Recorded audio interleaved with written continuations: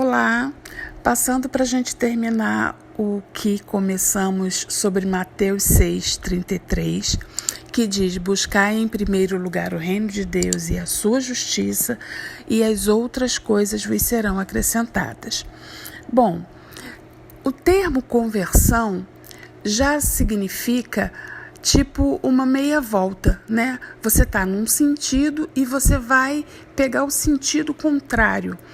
E foi isso mais ou menos que eu disse no primeiro vídeo, dizendo que a gente tem que esquecer o que a gente aprendeu e voltar aprendendo o que Jesus tem para nos ensinar. Aqui em Filipenses 3,14, Paulo diz que ele prossegue para o alvo do prêmio da soberana vocação em Deus. Ele deixa as coisas para trás, tudo que ele aprendeu, ele ignora. Tem um texto, inclusive, que diz isso, que ele ignorou tudo que ele aprendeu para aprender tudo de novo com o Senhor. E essa deve ser a nossa posição quando a gente se achega ao Senhor e reconhece que Ele é quem pode nos dar vida e vida eterna e vida com abundância. E aqui eu separei alguns textozinhos que nos mostram como que a gente precisa efetuar a nossa salvação com temor e tremor. Lá em Gálatas 4,19 diz que Jesus Cristo precisa ser formado em nós. E é exatamente isso que precisa ser feito. Jesus Cristo precisa viver em nós. Paulo, ele inclusive dizia: não vivo mais eu, mas Cristo vive em mim. Isso é ser nova criatura. Como eu disse no primeiro vídeo, quando a gente aceita Jesus como Senhor da nossa vida, o nosso espírito, ele é imediatamente recriado, religado a Deus. Mas nós precisamos que Cristo seja formado em nós. Nós precisamos renovar nossa mente. Nós precisamos efetuar a nossa salvação com temor e tremor, como está escrito lá em Filipenses. Efésios 4, 30 e 31, está escrito que nós não devemos entristecer o Espírito Santo de Deus e devemos nos despojar de toda amargura, ira, cólera, toda blasfêmia, toda malícia, tudo de mal tem que ser retirado de nós. E a gente precisa investir o nosso tempo nisso, investir em oração, clamar ao Senhor. Como eu disse, cada um tem o seu ponto fraco. Tem pessoas que são muito mansas, mas já tem outras que são muito irritadiças, coléricas, e elas precisam trabalhar nelas com a ajuda de Deus, com a ajuda do Espírito Santo, clamar ao Senhor para que isso seja mudado. Em Colossenses 3,8 também está escrito assim: mas agora despojai-vos também de tudo, da ira, da cólera, da malícia, da blasfêmia, da comunicação obscena da vossa boca. Eu estou colocando esses textozinhos só para exemplificar, porque está escrito despojai-vos, ou seja, livrem-se. É nossa parte nos livrar de tudo que não parece com Cristo. Né? Porque Jesus Cristo tem muitas características e muitas virtudes, e todas elas são perfeitas. Então nós temos que nos livrar de tudo o que não lembra o Senhor, tudo que desagrada ao Senhor. E como que a gente faz isso? Orando e jejuando, pedindo ao Espírito Santo.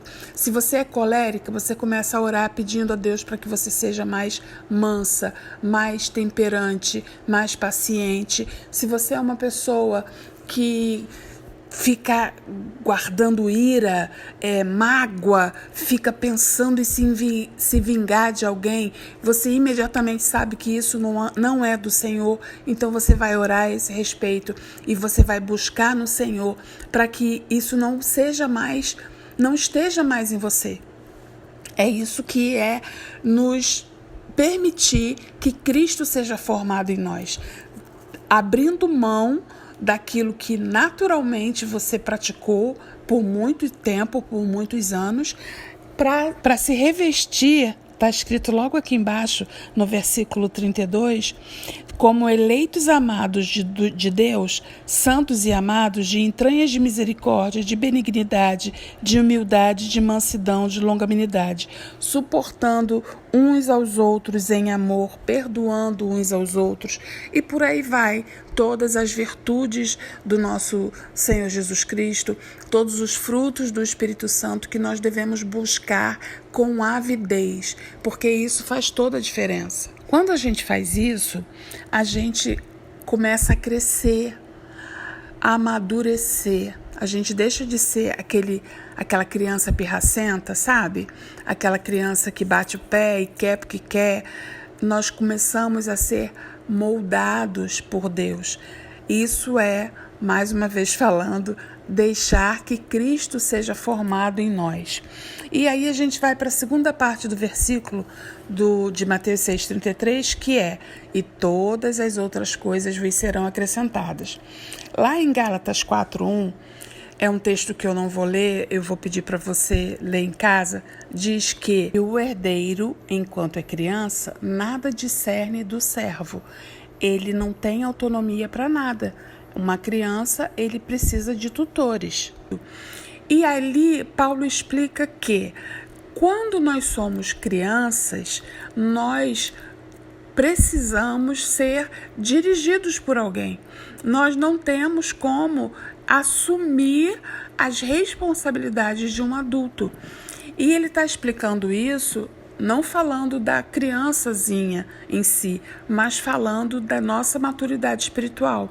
Porque lá Jesus explicou nos evangelhos, que agradou ao Pai nos dar o reino e que nós somos co-herdeiros com Jesus Cristo. Tudo é nosso, ele disse. A confiança de Deus para exercermos os nossos direitos no reino, quando a gente, está escrito isso lá em Hebreus 5:15 ou 14.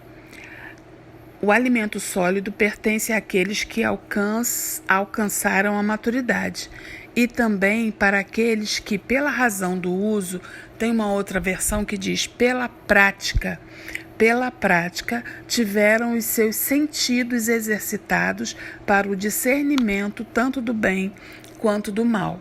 Ou seja, nós só vamos tomar posse, as outras coisas nos serão acrescentadas quando nós formos maduros espiritualmente, quando Cristo tiver sido formado em nós.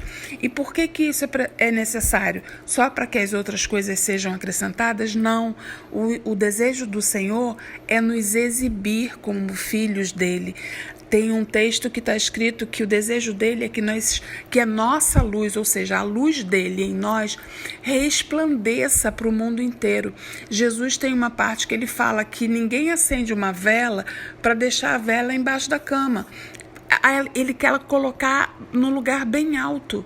Ele quer que a luz dele, através da nossa vida, resplandeça para que outros vejam e desejem essa luz, desejem essa graça. Então, para que todas as coisas vos sejam acrescentadas, ou seja, para que você possua a terra da promessa, no Velho Testamento, a terra da promessa era um território geográfico. Agora, na dispensação da graça, a terra da promessa é esse lugar de maturidade onde Deus ele te confere a confiança para você reinar nessa vida por Cristo Jesus.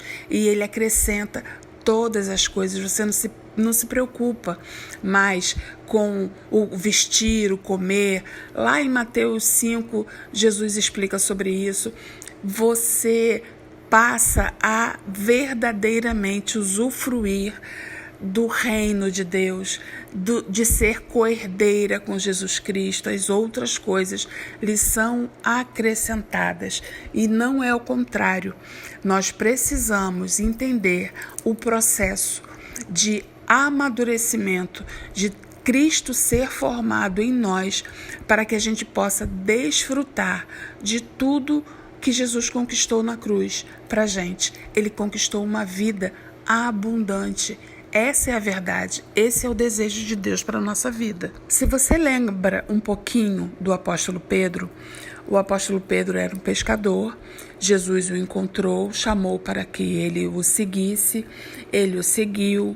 Num determinado momento, ele teve a revelação de que Jesus era o Filho de Deus. Ele andou sobre as águas. Mas, na hora H, na hora que Jesus foi preso, crucificado, e ele antes dizia que ele ia com Jesus até onde Jesus tivesse que ir, que ele não deixaria fazerem nada com Jesus, mas na hora que a coisa realmente aconteceu, ele negou a Jesus 3 vezes. Por quê? Porque ele próprio não se conhecia, e essa é uma outra vertente, né, do processo. A nossa jornada de autoconhecimento é muito importante para que a gente saiba quem nós somos e venhamos a nos empenhar, a viver, a deixar que Cristo seja formado em nós. E aí Pedro negou a Jesus. Mas quando ele entendeu quem ele era, quando ele entendeu quando ele se conheceu de verdade, porque Jesus mesmo chegou a avisar ele que ele iria negá-lo, e ele meio que não acreditou, entendeu? Ele não se conhecia, mas depois desse processo, Pedro se tornou uma bênção. Lá em Pentecostes, quando ele fez a primeira pregação dele, 3.000 almas se converteram. E esse é o propósito de Deus, nos fazer de verdade novas criaturas. E aí a gente vai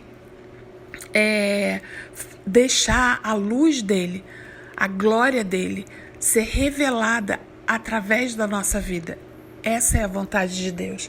Eu não vou me alongar mais, já falei bastante, espero que tenham entendido essa questão do processo, das outras coisas serem acrescentadas, do versículo.